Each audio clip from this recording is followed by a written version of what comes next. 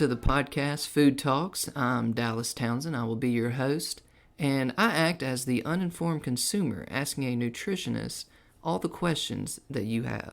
Hello, I'm Jordan Townsend. I'm our resident nutritionist here at Naturally You, and I'm here to inform the uninformed consumer, answering and helping to unpack some of your more difficult nutrition questions. All right, well, welcome back today. Today we're going to be talking about libido and how to increase it. Maybe there's foods that'll help. Heard a little thing or two about oysters. I'm not even sure. But you know who is sure, or possibly sure? Jordan Townsend. That's why I'm here. So, where can we start with this? Because, having low libido can be unfortunate. It's one of those things that everyone kind of fears. Does it come on with age, I'm assuming? 100%. So, why do people have low libido? So, first and foremost is most of your chemical hormones in the body, estrogen, testosterone, all the progesterone, all of them, generally do multiple things. They like a perfect example, like the testosterone with the sex hormones. One of testosterone's main jobs is it makes the male reproductive organs start to mature. It's what testosterone is what lowers our voice. It's what causes facial hair to start growing. But it also has some interesting roles in memory. Like testosterone is actually used in the brain. So that's just another kind of interesting role of it. So that's what's nice is these things do multiple things.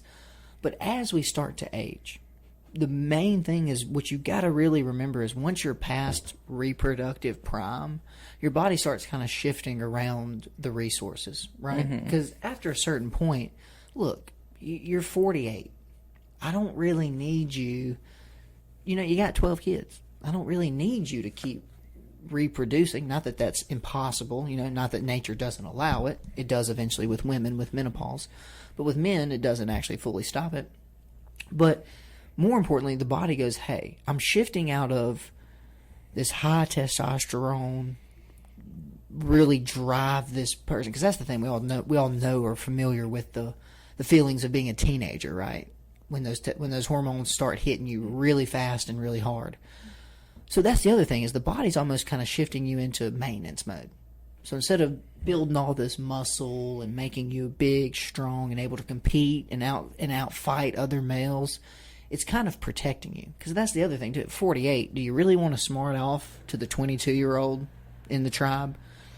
You may be older and wiser, but he's got 30 years less age on him. So if you say the wrong thing to him, he could actually kill you. So that's one reason it starts to slowly kind of do that. The other reason our sex hormones specifically go down is, like I said, is our body is shifting. So instead of trying to keep our muscles big and for women, right, estrogen is all about, it helps with breast size. It has to do with width of the hips and all that stuff too.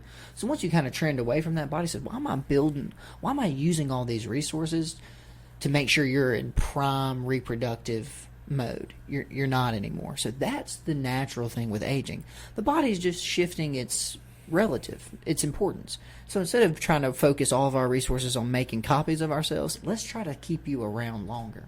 So that's what's kind of interesting too, and that's what you see a lot of times with. What for if not to reproduce, though? Well, again, it's assuming you already have, right? Yeah. And that's one thing too you'll notice is a lot of men too, once they do have kids, they do have a noticeable drop in testosterone. Now, is that because they're not sleeping as much either? Is it because they're more stressed? Remember, stress, cortisol, it's one of the sterol hormones. And that's what we forget. Adrenaline, testosterone, all of these come from a steroid base, which is actually cholesterol. That's what you build all of these hormones from. So if you're stressed and not sleeping and eating too much sugar, your body's going to make a lot more cortisol and a lot more insulin. So who's the one that has to take the hit? Testosterone. So a lot of this stuff can even happen. That's more of an acute situation too. You're stressed. That's what happens to women too a lot of times. A lot of stuff that can cause infertility is the woman's body is just under a lot of stress. Now that stress can be from anything. But if they have an elevated cortisol level, the body will not produce as much estrogen. And without producing as much estrogen, you're not going to release as many eggs. Without releasing as many eggs, you have a decreased chance of getting pregnant. But the body doesn't want to release those eggs. Why? It says, hey, we're stressed. Our cortisol is up and it's not coming down. So do I want you to get pregnant when you're in this super stressed mode? No.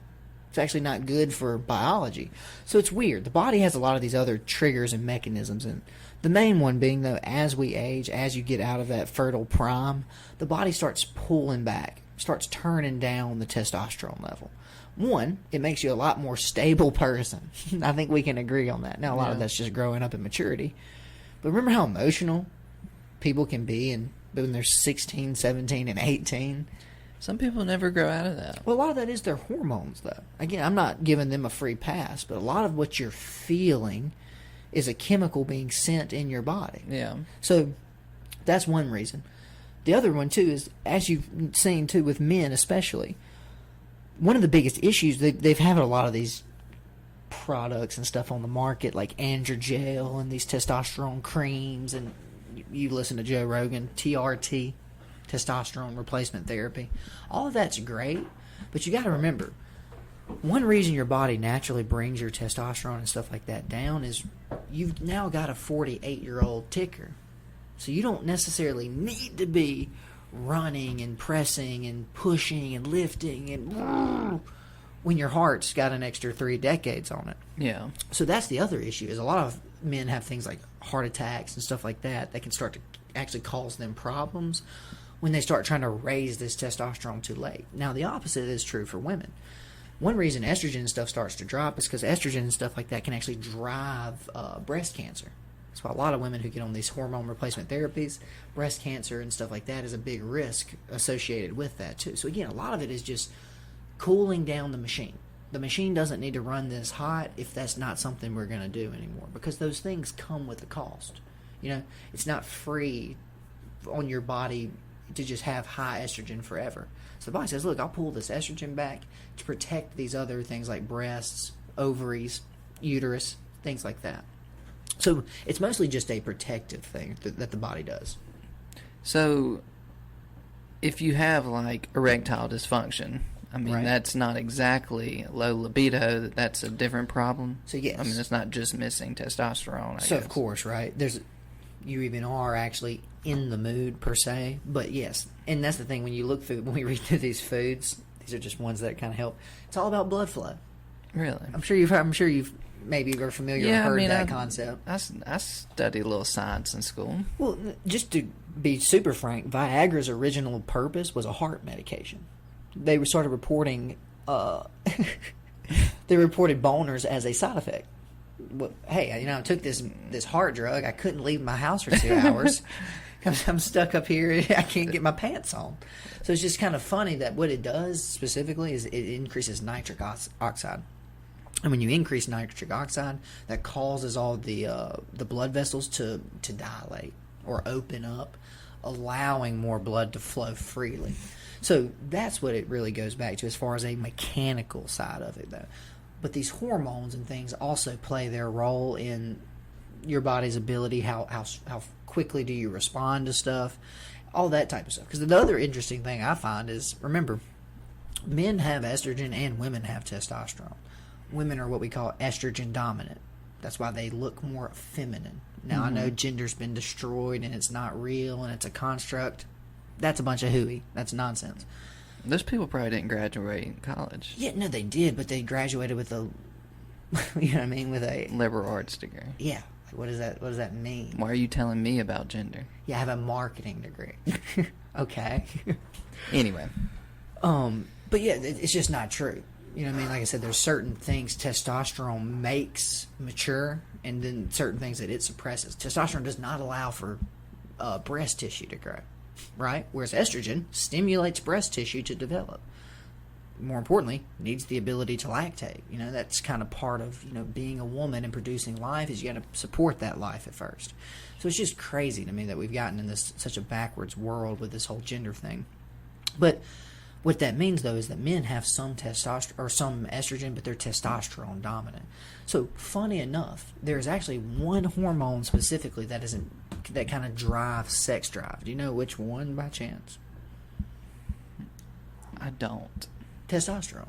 That's why men get Thought kind it was a trick question. No, it's just why men get the knack or the stereotype of how men are always looking for something, right? Hey, they're the ones who are always horny, if you will. Well, it turns out it's because our main sex hormone is responsible in both sexes for that, what we would call libido or desire. So that's why men's is typically runs higher. But a lot of times, too, that's what ends up happening in women. When they have low sex drive, they actually need a little bit of a testosterone bump. Because what happens a lot of times with them is when their estrogen and progesterone are dropping as well, the body will shift those resources around again. Well, a lot of women will go and get their testosterone checked. It'll be zero. Their body's not producing any because it's trying to use every little bit of the nutrition it has left to make some estrogen, to make some of these other hormones. That's interesting. I didn't know that testosterone was responsible for sex drive in both male and female. Just a quick just to kind of build on that. That's why a lot of times when you see, like, I don't know what you would call it, but some women clearly have a higher sex drive than other women. A lot of times if you actually test their blood, they have a higher testosterone. You know who you mainly see this in? Athletes. Female, top of their form athletes. Almost always. Because that was what was interesting. Remember, they've banned certain chemicals and stuff from the Olympics, right? Well, I think one of them being testosterone. Like, women are not allowed to, especially with the whole gender thing that they've destroyed, women who transition aren't allowed to use testosterone. Well, it turns out when you just if you just test everybody in the Olympics, every one of them has a different testosterone number. So where's the fairness, Dallas? That my body is just naturally producing more. That's not fair. It's not. That's why we have competition. That's why LeBron James is 6'9", 270. No one else looks like that. Well, that's not fair. It's not, but we're not going to let him not play because his body wanted longer arms and his body wanted a longer torso. You see what I'm saying? So you're starting to get into saying that nature isn't right. Because like I said, because some women have higher testosterone, which allows them to have more muscle definition, gives them more aerobic oxygen saturation and stuff like that. So it's just interesting.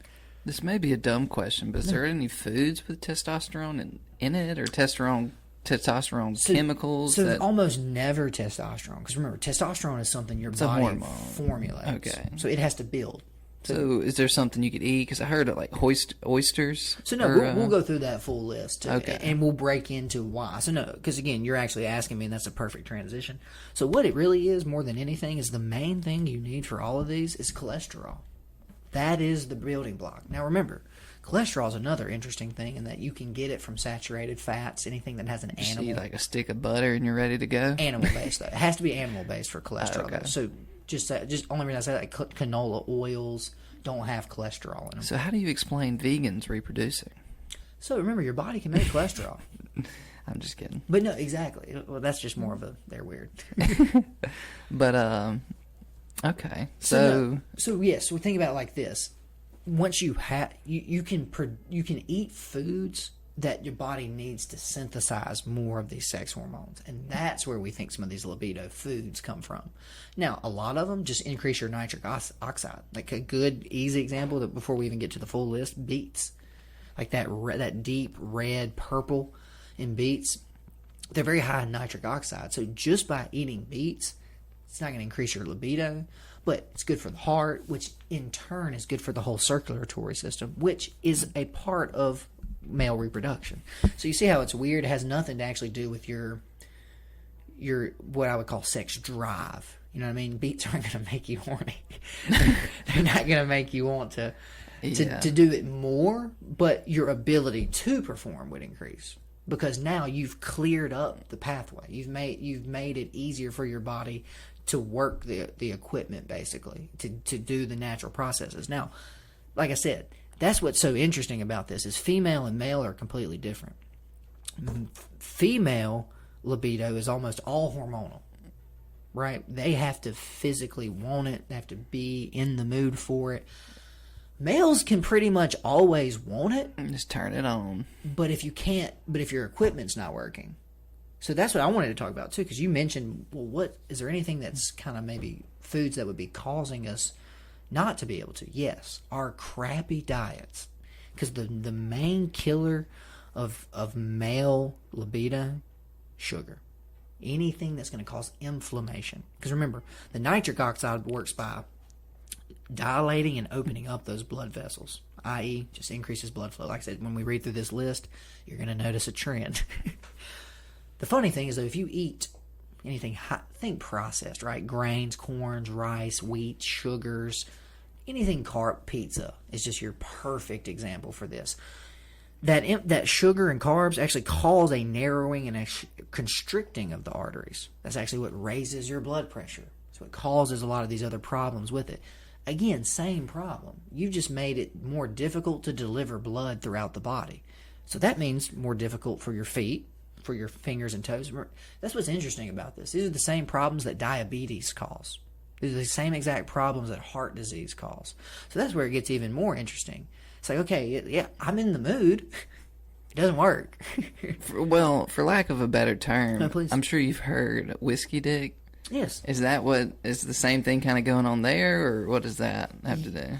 Yes, to some degree. Now, that one could also be more, then you're actually getting more into the brain even, too. Because what you're doing is alcohol suppresses brain activity because it's a depressant. So that one is more even just that prefrontal cortex is shutting down and slowing down. So you can't even focus on a single task long enough to And the sugar and the alcohol could cause the same icing on the cake. Yeah. So no, that's what I say. That one is more of the drug effect. Now, Gotcha. Is the alcohol playing a point in it? Of course. But like I said, it's more due to I would think you would have more of an issue with that if you're drinking something like whiskey and Coke all night versus if you're just drinking gin on the rocks or vodka soda. You know what I mean? Something that's going to be way less sugar, way less inflammatory. But yeah, no, 100%. Like you said, that's a perfect example as well. But that's usually going to be more the drug effect. It's because that prefrontal cortex is slowing down, and your brain can't figure out what it actually wants to do. It's been a long time. I missed that feeling. But yeah, where were you? You were talking about something right before that. Oh, just how foods are the biggest, I guess, opponent of what we deal with nowadays too. Is just we eat our crappy diets are the reason we need chemical interventions like Viagra and stuff like that. Is because we've beat the body down so much that it goes, look, I can barely get enough blood to your lungs and your brain. You want me to get it? You want me to get it to the one that's not essential to survival? And that's another reason as you age. Body who goes, hey, reproduction's great. It's kind of the only reason we're here. Not essential to survival. You know what I mean? As far as like, if I'm running from the tiger, I gotta get oxygen to those legs. Yeah, I was just thinking, does the Viagra open like all of your blood capillaries or whatever, and like increase in like circulation throughout the body, or is it just the pelvic area? No, it's everywhere, and that's why. Remember, that's what it was originally used for. It was a heart medication to try to increase vascular circulation. How do we get more blood flow to the tips of the fingers? It seems like a good thing just in general, though. Even It if is, you don't want. but it can have some side sex. effects. The chemical in Viagra. This is my only issue always with medications. Medications are amazing. They really are, for lack of a better word, magic. The problem, they work too effectively. And the problem becomes is especially too, this is a big thing we're starting to see now, actually, with my generation, kind of the 30s and unders. And that's really the 40s and unders, 35. It's people in their 30s now who grew up in the 90s. A lot of what's happening is a lot of these kids and people are using these drugs when they don't need them. Okay, I don't have erectile dysfunction, but I can just take Viagra and my performance is unmatched. Just pop a Percocet tonight, have some fun. Incredible. Well, no, that's the thing. Your endurance goes up, your everything improves. The problem, about 4, 5, 6, a decade of doing that, you now cannot get an erection without Viagra. Yeah, now you're in trouble. But now you can't even just, have a casual, you just see your wife and you kiss, whatever. No. Nothing will happen because you've now trained your brain. More importantly, your biology to say, we don't have sex unless chemical shows up. This is the same problem we have with Adderall. A lot of these people who've been on Adderall since they were 7, their brain has been trained that we don't focus and do work until methamphetamine salts show up. So this is where this stuff starts to get really dangerous. Yeah. Is you can't function without the drug. I have one last great example of this. Are you familiar with Afrin, the nose spray? It's over the counter. It's not I've even heard of it. It's not even prescription. Had 2 friends in college get addicted to it. Not addicted as in they physically craved it and wanted it. The chemical in Afrin is so powerful that what it does is it replicates one of the natural histamines in your body. What this thing does is it goes in and it's basically a lock for or a key for the lock. So Afrin goes in there and unlocks the thing, and it opens up your sinus cavities. Problem is Afrin is so powerful that once it relocks, like once the Afrin dissipates and moves on, when your natural histamines show up, they're not strong enough. So now the only thing that will make you not nasally and stopped up, Afrin. So that's what I'm just saying. I mentioned that because there's a lot of different drugs that do this. It's not just Viagra or Adderall. And that's the problem with drugs. They're too clean. They're too pure. They're too powerful. So you'll get the effect almost immediately. It has side effects. It has risk of death because the body goes, I've never seen it in this concentration. I've never seen this Frankenstein version of the molecule. So think about beets, right? So basically they took something probably similar to that compound or that molecule and souped it up. That's what Viagra is. So that's why you can't eat too many beets that it starts affecting you negatively like that. Whereas you can start to take this drug, whereas all of a sudden the biological mechanism doesn't work anymore without that chemical stimulant. More importantly, the body's just waiting for this, what we call the signaling molecule, right? Signaling molecules can be a lot of stuff. You know what I mean? That's what hormones are. They go to different things, and when testosterone shows up, the testes change, right? The facial hair, when testosterone's present, starts producing a beard. So that's what's even more interesting, but we've kind of tricked the system. We make where this drug is the signaling molecule. Well, now you're in trouble, because if you can't get your hands on the drug, you can't do the thing. So that's when it becomes a big issue. So no, that's just what I've seen recently. I just want I know a lot of young people don't necessarily listen to this podcast, but that's scary, man. Imagine being 40 years old and you're chemically constrained to a pill if you want to be intimate with your partner. That's crazy. And more importantly, scary. And all this HIMS stuff, me and you listen to podcasts, so we see them. They're pushing it super hard right now. Yeah. The HIMS. What's the other There's one? hers. I've seen hers too, yeah. But no, there's another one of them too. Blue Chew. That's what I was going to bring up just a second ago. Blue They're Chew. putting Viagra in gum now with Blue Chew. Or gummies, right? Yeah. But no, there you go. Dallas, I'm telling you, man. If you don't need it, do not use it. Because it's one of those things, once you start using it, you can't stop it. But if you're at the point where you need it and you've never taken it, then start it. No, but of course, if you're just No. doing it because it's quick and convenient, you're going to get into a bad spot. That's what the FDA would want it to, right? You're not allowed to take drugs unless you have a disease. Yeah. Remember, that's what's so kind of even a little backwards with our medicine system is you have to be sick. Then you can take Percocet, right? Except for the vaccine. Get that like today. Everyone go out and get it right now. now. That's public health, Dallas. We're trying to keep everyone from getting sick. Get the boosters this month and then next month and then the next. Actually, so you want to run through some foods? Or is there something else you wanted to mention? Run through the foods and then I want to ask you a little more about testosterone to end it. You got your questions or we can do them first? I just didn't want you to forget. Just making sure. I was just going to ask if... So say you do have a libido problem or low T, where do you start to... I mean, do you go see a doctor and they give you a prescription to get testosterone, or is there testosterone pills? We can now. Available over the counter at a pharmacy? Testosterone's another weird one. It doesn't do well orally. You know what I mean? You can take it. It doesn't do as well orally. You and me both know this company, Lipocene. LPCN?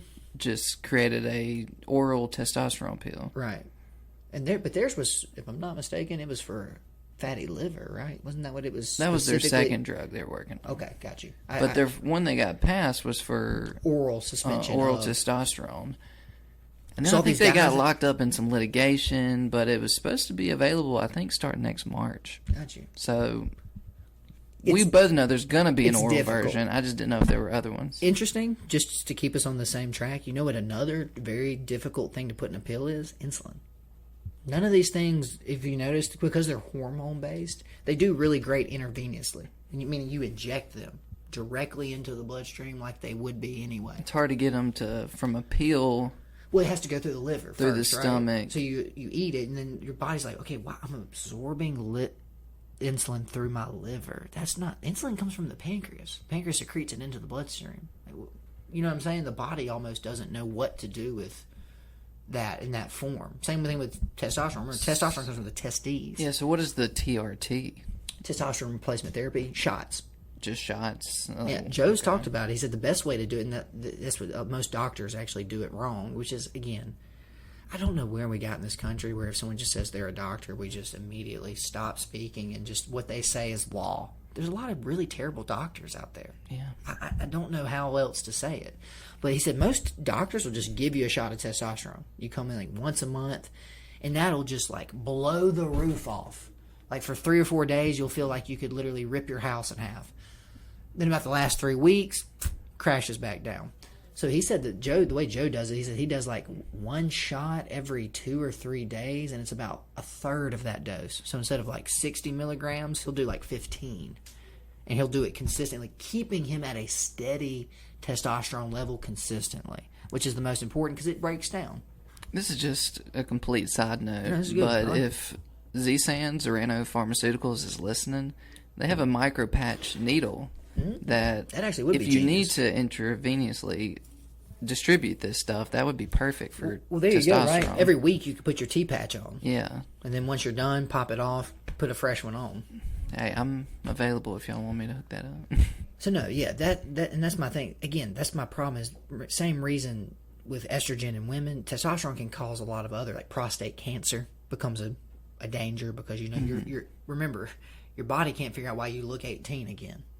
Because, okay, why do we have all this testosterone flowing around, right? We got to do something with it. Where do they get this testosterone? You can synthesize it. Okay.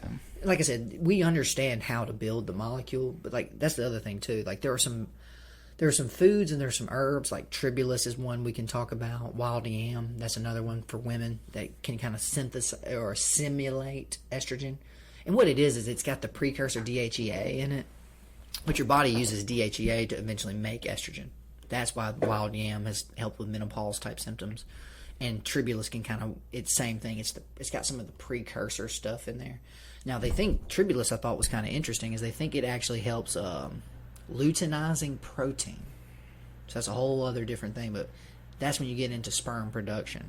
So they think that what it does is it actually it upregulates that luteinizing protein, which means your body starts producing more sperm. And when you produce more sperm, your libido goes up because it goes, hey, idiot, I didn't make all of these not to do anything with them. So that's even a weirder one. It has nothing to necessarily do with testosterone.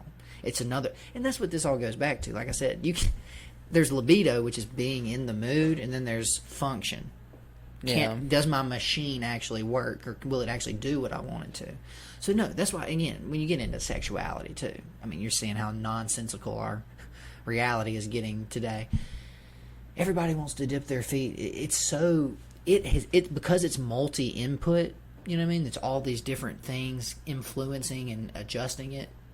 Same thing. Like, it's not just, oh, you do this, your libido will go up. So let's run through some of those now. Yeah. That's perfect. I'm glad we went through that. So this is just a little... It's just a little blog, but I like it because all the sources, like Tammy Nelson and Casey Bork, who are the two people in these things. One's a registered dietitian, one's a PhD in nutrition. So these people know at least they got some good sources in this blog. In theory, yeah. So the first food on the whole list, spinach. So they mostly mentioned because first and foremost, blood flow is the main one, but it's rich in magnesium, which decreases inflammation in the blood flow, while also increasing it. Also increases the blood flow to different things, blah, blah, blah. Yeah, so that one's got some different stuff in it. Mainly like the... anytime you have something really green like that, it's usually got these things, I think it's called oxalic acid. And that one right there is part of that. It's the same thing in beets that helps drive that NO or that nitrous oxide up. And the more you get your nitrous oxide up, like I said, that's what's so weird about this. You shouldn't eat spinach to help your erectile dysfunction, but by eating spinach, it's going to mitigate and maybe prevent you from ever having that problem. Does that make sense? Yeah. Once the problem's there, it's almost too late. You've kind of broken the machine. You need pharmaceuticals. But by doing these things as a lifestyle, eating like me, I eat a salad every day that's got butter lettuce on it. So just by doing that type of stuff, you won't have the problem. Does that make some sense? And that's the problem with food. That's why I always tell people, the same food that makes you feel good makes you live long. The food that makes you feel crappy and bad shortens your life. It's like, that's kind of the irony of it, is we want to eat a cheeseburger and live to be 100. It's like, you're going completely against the way it works. That's not how any of this works at all. Next one is actually dark chocolate. Now, they mentioned this because it increases serotonin and dopamine levels, which, other than oxytocin, those are the big three as far as the neurotransmitters go. Same thing, always, like I said, you're going to notice the thing. Increases blood flow through the arteries. Helps relax the blood flow through the arteries. So there you go, right? Again, like I said, this is all going back to mostly men, by the way. Now, women's is blood flow too. But it's a totally different thing. Like I said, right, I mean, doesn't it all kind of start in the head with libido? Like, no, it does. Yeah, you're exactly. all in the mood. And then your organs have to get in the mood too. But that's why you mentally have to be there first. Right. And that's why I mentioned testosterone actually has some input as far as memory goes, as far as all that type of stuff goes. Dopamine plays a part in testosterone and all that stuff. So yeah, exactly. That's why we say, like, these are the foods that we know. We understand how these foods work. We're trying to connect them to why they make this specific thing better. Like I said, do any of these specifically do it? No. But like I say, if you had a diet in all of these, I think you'd see some improvement. Yeah. Now the next is peppers. Now I thought this was interesting. He says the hotter they are, the better. They increase your metabolism, which stimulates endorphins, making you sweat, also speeding up your heart rate. So there you go, right? Same thing, gets the blood flowing to the arteries. So yeah, that one's a little iffy. Yeah, it says, like I said, is that what's really making it better? Not necessarily, but like I said, if anything, the stuff in those foods are going to be more heart healthy. Yeah. Next one they got is green tea. Basically same thing. It helps reduce inflammation in blood vessels. Now this is what I thought was interesting. There's something in green tea called catechins, and they actually release nitric oxide themselves. So you see, there you go. Nature has it. Yeah. But the amount in green tea is not going to be concentrated as Viagra. You would have to grow all the green tea in the world, process it, and then get 1 gram of this chemical. You see what I'm saying? And there you go. That's what a Viagra is. That's why it works so effectively. But honestly, let's be frank, too effectively, that it can actually start to damage and prevent you from actually ever doing it without it. This is yours, Dallas. Number 5, oysters. So oysters are the ancient aphrodisiac. This goes back to like ancient Greece. They've always kind of known this. Now, I've talked about this on the podcast before, but civilization started around the ocean. Why? Food. You don't have to farm. So that's what's crazy about the ocean. You don't have to actually have farming yet to start establishing huge cities. More importantly, you got oysters, abalone, fish, crab, shrimp. You know what I mean? It's almost too many different types of very, very high fat, high protein. Also, anything from the ocean is going to be rich in minerals. And that's what this one specifically is about. Oysters are brimming with zinc, a mineral that elevates testosterone while simultaneously boosting growth factor hormone, both of which enhance muscle growth and physical performance. Research has shown that deficiencies in zinc to be a risk factor in infertility and can cause low testosterone. So that's the real reason all these people are taking zinc for COVID. Next is actually crab. It says if you're not a fan of oysters, Alaskan king crab is another high zinc food. So just consider that one too. Then there's ginger. Ginger is kind of the same thing. Now this is what's interesting. Ginger is the first herb to kind of make it into this because it's a food you can eat, but it has to who's gonna eat that? Whew, spicy, terrible, spicy. Goes back to the same type of thing. Mostly just heart health. It helps with releasing nitric oxide and dilating those blood vessels. Pumpkin seeds. I thought this one was surprising. I don't really remember this one, or I never had read this before. It says pumpkin seeds contain an amino acid known as tryptophan, which is a precursor for serotonin. How do you eat pumpkin seeds? They make them. I mean, they come in pumpkins. No, I know, but how do you eat them? How do you cook them? Or You can eat them raw. just Yeah, see, you can eat them raw, just like you would a cashew or something. Oh, okay. Yeah. I just don't think I've ever eaten any. Sounds like I need to. Bananas, it says bananas are a source of potassium, which counteract the effects of high sodium, salty food, diminished blood flow. Okay, yeah, don't eat bananas. That ain't gonna help you with you. That's bull. I like bananas. Yeah, they're too high sugar. That's my biggest pushback with them. Now, this also said potatoes. Don't eat potatoes. Fatty fish. Now, this one I'm with. So, no secret, mostly because of omega-3s. They can raise dopamine in the brain. Dopamine improves circulation and blood flow, triggering arousal. Dopamine may make you feel more relaxed and connected to your partner. And that's really more oxytocin. Oxytocin is the hug hormone. When you physically touch someone, oxytocin. That's why you like petting your dog so much. It physically makes you feel better. Thought this one was interesting. It was pesto. Now, you know what pesto is made from? It's pine nuts. I was just I curious. wouldn't have guessed that. They're very high in zinc, just like oysters. Now, interestingly enough, is when you make pesto, it's pine nuts, basil, olive oil. So that's an herb, something high in zinc, and then a good fat. Okay. Then, of course, the fun one, coffee. Turns out, a Starbucks date may be worthwhile. LOL.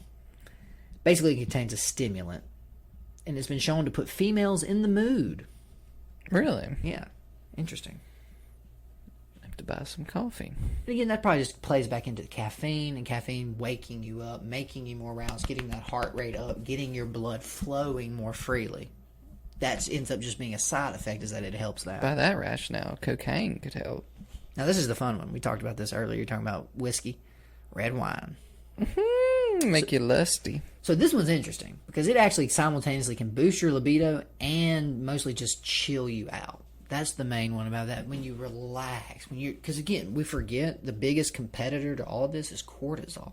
Remember, it's in that steroid hormone list. But if you're stressed and you're nervous about your date, your body not gonna make testosterone. It thinks you're dying. So I just thought this was kind of interesting. It said women who drank 2 glasses of wine had a heightened sexual desire compared to ladies who didn't down any. Said make sure you cut yourself off after 2 because there wasn't any increase of arousal after 2. Also, knocking back too much can stop the show before it starts. True. Okay, so that's interesting too. It probably just loosens you up a little bit. That's Gets you more comfortable. Wine being the magic, relaxed. Not liquor, not beer. So that's why I just wanted to make sure I mentioned this. It says specifically because it's high in antioxidants. We know about resveratrol, all that type of stuff. But it also triggers nitric oxide production in the blood. Again, opening up the veins, getting everything So you moving. see how all of these things, none of them are about libido or sex. They just also happen to mitigate and influence the things that are a part of that transaction. Yeah. A part of that biochemical pathway. It's not going to make your partner look any better, but it might make you be more attracted to him. What are you reading? The next one I don't really agree with. It says steaks and burgers. How? It says one of the primary reasons couples stop having sex is because they're tired, fatigued, and stressed. Some of biological components, fatigue in women is iron deficiency. The conditions can snap energy and result in low sex drive. Iron deficiency is common, blah, blah, blah, blah, blah, blah, blah. So, yeah, I mean, that's true. And funny, we've talked about this before. Women need twice the iron that men do because they cycle. So until menopause hits, women actually have... Where do you get iron from? Red meat. What Well, there's 2 sources, too. Go ahead.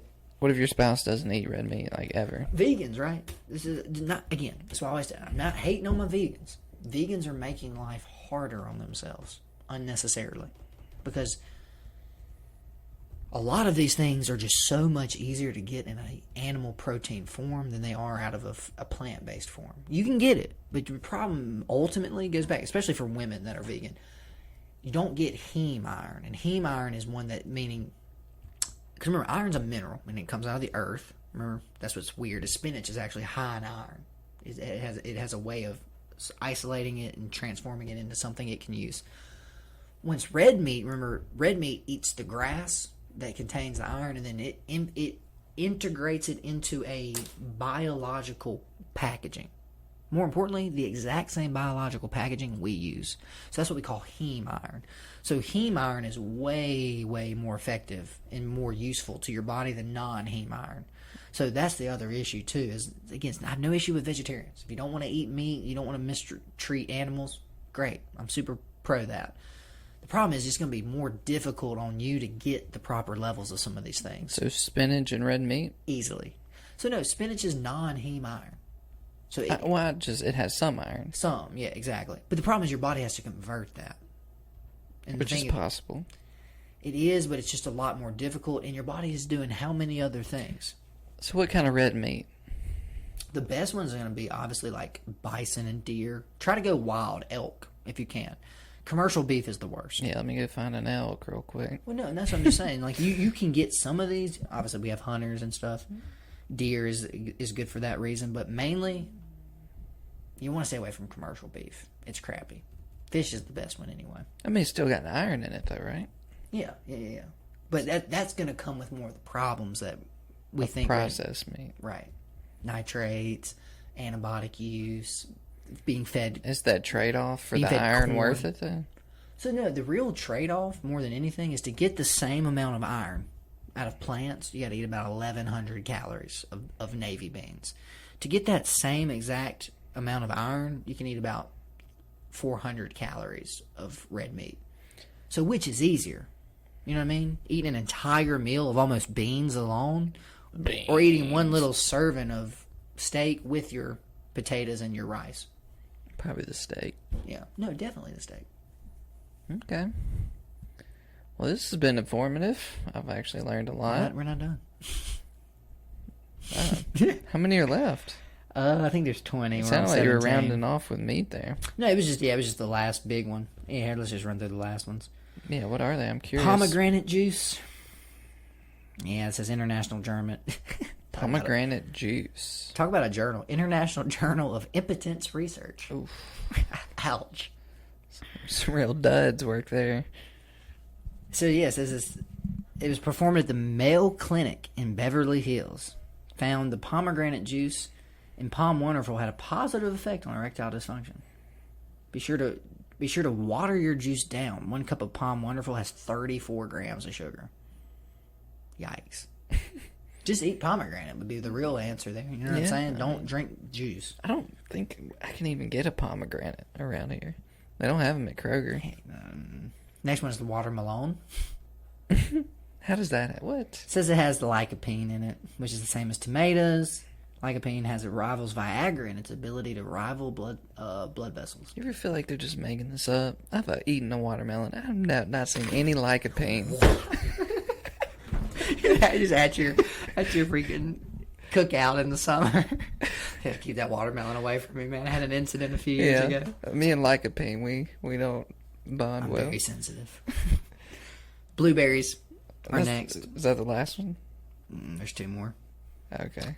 Basically, it just says eating things that are high in flavonoids, erythromycin. What's a flavonoid? It's a chemical that gives it flavor. Okay. So remember, there's over like 10,000 compounds in foods and stuff we don't understand or get. Yeah, that's why we can't do good studies on food. We've talked about this. Next, remember we had pumpkin seeds. This is nuts. Just have nuts in general, all nuts. Eat some nuts. Yeah, it says nuts can boost stamina and sexual desire. Reminds you of something. Pistachios, peanuts, walnuts all contain the amino acid L-arginine, which is one of the building blocks for nitric oxide. Okay, same principle.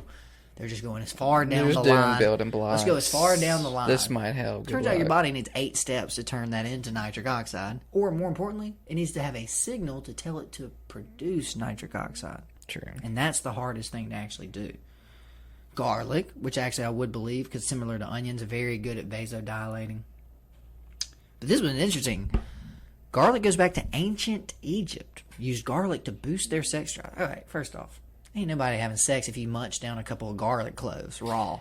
Just chew up some garlic. How did they know they did this? Did they carve that in cuneiform on the wall? No, it probably was. I mean, to be super garlic fair, and then just a rod. Almost certainly found like some ancient medicinal text talking about the bulb of Garliensis. They also found batteries. Well, it turns out they were sticking them up their butts. They weren't actually even eating them. That'll work. Okay, so that was all of. So this is we have one more. You liar, bro. 21 oats. So I wanted to talk about garlic real quick because it actually had some interesting stuff. Garlic actually has this thing called nanoplaques, which helps to. Oh no, sorry. Garlic actually helps to stop and break up nanoplaques inside the arterial walls. So that actually overall ends up basically giving you more volume in the artery you already have. So that I thought that was kind of interesting.